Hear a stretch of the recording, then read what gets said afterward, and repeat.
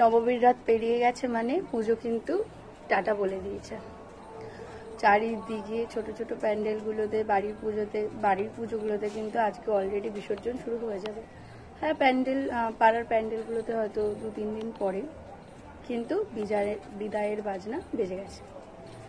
এই যে একটা মাস ধরে প্ল্যানিং, পুজো আসছে সমস্ত কিছুটা এক সপ্তাহের মধ্যে কিভাবে শেষ হয়ে গেল মানে টাইমটাকে জাস্ট ধরতে পারলাম না। এই মনে হলো ঠাকুর আসলো মহালয়ার দিন। তো যাই হোক, আজকে না আমি একটা এমন বিষয় তোমাদেরকে বলতে চলেছি না। আমি ভাবতাম মানুষের মধ্যে না মনুষ্যত্ববোধ আছে, এখনো বেঁচে আছে, নইলে পৃথিবী চলতো না। মানুষের মধ্যে এখনো ভালোবাসা আছে, নইলে সত্যি আমরা বেঁচে থাকতে পারতাম না। হ্যাঁ, অনেক জায়গায় আমরা নৃশংসভাবে অনেক কিছুই দেখি। একটা মানুষকে মারছে, একটা মানুষকে ভালোবেসে বাঁচাচ্ছে। কিন্তু কালকে এমন একটা জিনিস দেখেছি না, মানে আমি পুরো বিশ্বাস করছি এখন যে মানুষের মধ্যে 50% মানুষের মধ্যে মনুষ্যত্ববোধ নেই। দুপায়ে মানুষ কাকে বলে, মান আর হুস্ত, সেইটুকুনিও নেই কিছু কিছু মানুষের মধ্যে। আর পুরোটা তো উঠে যেতে পারে না, নইলে পৃথিবী চলতো না। পৃথিবী কবেই ধ্বংস হয়ে যেত। ধ্বংস কি আর ভূমিকম্প, ঝড় তুফান দিয়ে হয়? মনুষ্যত্ববোধ ভেঙে গেলেও ধ্বংস শুরু হয়ে যায়। আমরা বিটি রোড ক্রস করছি কালকে, তখন কটা বাজে, রাত্রির 10টা 10:30 নাগাদ। একটা পাগলকে দেখছিলাম একটা প্যাকেটে বিরিয়ানি খাচ্ছিল। হ্যাঁ, ওটা বিরিয়ানি, আমরা স্পষ্ট দেখতে পেয়েছি। সিগনালে দাঁড়িয়েছিলাম।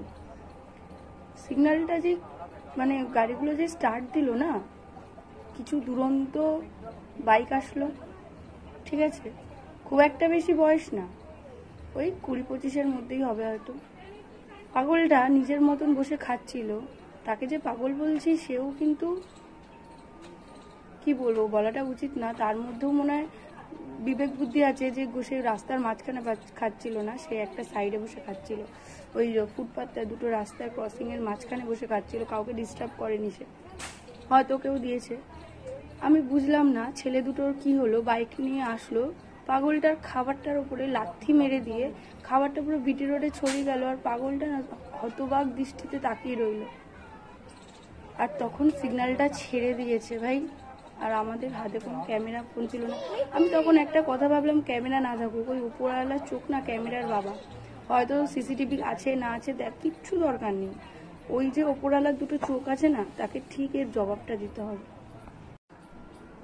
এটাই ভাবলাম যে ওটাও তো কোনো মায়ের সন্তানের বাবা। তার মধ্যেই